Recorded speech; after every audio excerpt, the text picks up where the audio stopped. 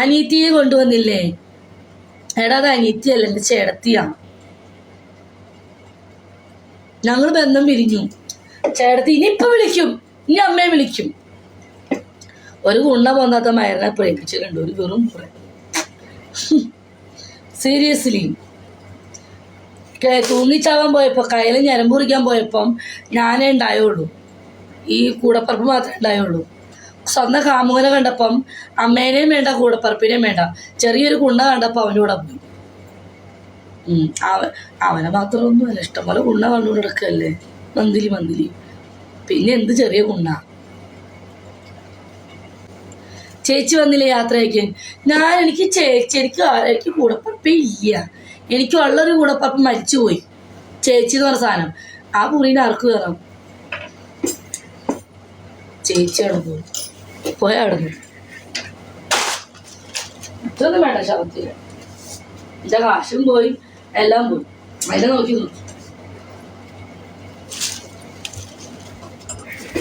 ആർക്ക് വേണം അതിനെ ശവം? സ്വന്തം അമ്മയോടും കൂടെ പപ്പിനോടും സ്നേഹമില്ലാത്ത ആളെ ഞാനെന്തിനു സ്നേഹിക്കണം?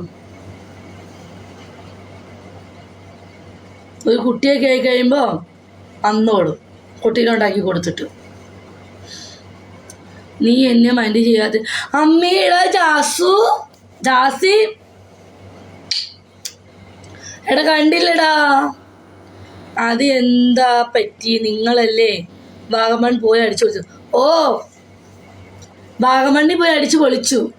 എൻ്റെ കാശ് പിന്നെ പോട്ടെ, കല്യാണി മക്കളെല്ലാം അമ്മേനെ നോക്കിയപ്പോൾ ചേച്ചി നോക്കിയാൽ അത്ര. ഒരു കാമുകന് വേണ്ടിയിട്ട് സ്വന്തം തള്ളേനെയും കൂടപ്പറപ്പിനും തള്ളി പറഞ്ഞ ഒരു ലേഡിയാണ്, ഒരു സുഖത്തിന് വേണ്ടി. ഓക്കെ, ഏതോ പൂറൻ്റെ ചേട്ടൻ്റെ ഭാര്യയുടെ ഫോണിലേക്ക് ഞാനും ചേച്ചി ഇട്ട വീഡിയോസൊക്കെ ഏതോ ഒരു പൂറി മോളിട്ട് കൊടുത്തിട്ട് പറഞ്ഞ് അപരാധം പറഞ്ഞുണ്ടാക്കി കൊടുത്തേക്കുന്നു. എന്നിട്ട് ചേച്ചിക്ക് കിടക്കപ്പുറത്ത് കൊടുക്കല്ല, ചേച്ചീനെ കല്യാണം കഴിക്കുന്ന ആ പൂറെന്ന് പറഞ്ഞ അജി. ചേച്ചിയുടെ നാത്തൂൻ ചേച്ചീനെ വിളിച്ച് ബ്ലാക്ക് മെയിൽ ചെയ്തിരുന്നു. നീ അനീത്തിൻ്റെ കൂടെ വീഡിയോ ചെയ്തോ? അപ്പോൾ ചേച്ചി നിങ്ങൾ തന്നെ ആ പെണ്ണുമ്മയുടെ പൂറ്റിലേക്ക് ഏതോ പൂരി അയച്ചു കൊടുത്തു. എന്നിട്ട് സ്വന്തം കൂടപ്പറപ്പിനെ അമ്മയും തള്ളി പറഞ്ഞ സ്ത്രീനെ ഞാൻ സ്നേഹിക്കുക, എൻ്റെ വട്ടിയെ സ്വീകരിക്കും. ചേട്ടാ ഒരു കുഞ്ഞിനെ ഉണ്ടാക്കി കൊടുത്തിട്ട് അവൻ മുമ്പ് അപ്പം ഞാൻ നോക്കണം ചേച്ചീനെ, ആ കുഞ്ഞിനെ. സൗകര്യമില്ല, എനിക്ക് 3 മക്കളിരിക്കുന്നു. ഞാനെന്താ വഴി കൂടെ പെറ്റിടക്കുന്ന ആൾക്കാരൊക്കെ നോക്കലോ? ഞാനെന്താ വഴി കൂടെ കിടക്കുന്ന ആൾക്കാരെ മക്കളെ നോക്കുന്ന പരിപാടിയോ? എനിക്ക് 3 മക്കളുണ്ട്, അതുങ്ങളെ നോക്കുന്ന ബുദ്ധിമുട്ട് എനിക്കറിയാം. പിന്നെ എൻ്റെ സംഭവം വെച്ച് നോക്കുമ്പം പിന്നെ ഞാനെല്ലാം മറന്നു. പിന്നെ ചേച്ചിയുടെ കൊച്ചല്ല വെച്ച് നമ്മൾ നോക്കും, നല്ല രീതിക്കാണെങ്കിൽ.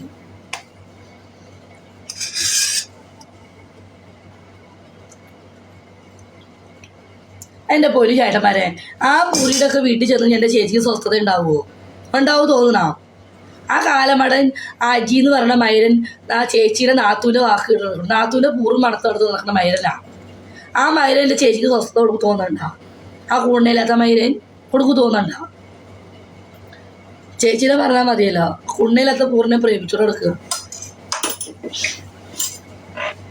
ഞാൻ കണ്ടതാ, എൻ്റെ വീട്ടിൽ വന്നീനി കഴിഞ്ഞ പ്രാവശ്യം. ഇത്ര താടി ഇങ്ങനെ ഇരിക്കും, കണ്ണ് ചോചോ കാണും, ഇവിടെ കറുത്ത വല്ലി.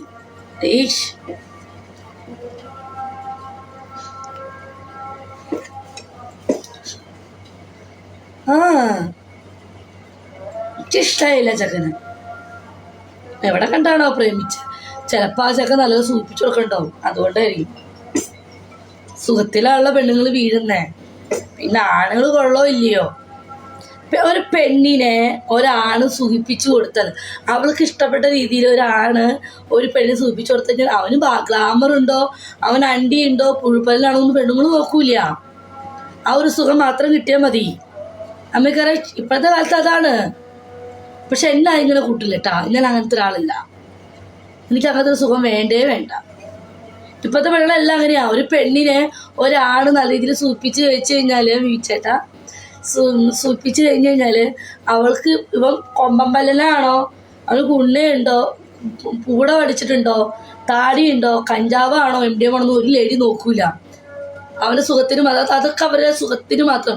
അത് ഒരുപാട് നാളൊന്നും മുന്നോട്ട് പോകില്ല കേട്ടാ. ഓക്കെ, ഒരുപാട് നാൾ മുന്നോട്ട് പോകത്തില്ല. അങ്ങനെയാണ് ഞാനൊക്കെ എന്നേ ഒരുത്തിനോട് ഒളിച്ചോടി പോയനെ. മനസ്സിലായോ? നാട്ടിൽ പോയി വന്നു നാട്ടിൽ പോയി വന്ന് 2 പെക്കടിച്ചു. നീ കുവൈറ്റിലേക്ക് വരുന്നോ? നീ കൊണ്ടുപോടാ. എനിക്ക് പേടിയാ. നിന്റെ ഗേൾ ഫ്രണ്ടായിട്ട് നീ കൊണ്ടുപോകുമോ? അങ്ങനെയാണെങ്കിൽ ഞാൻ വരും.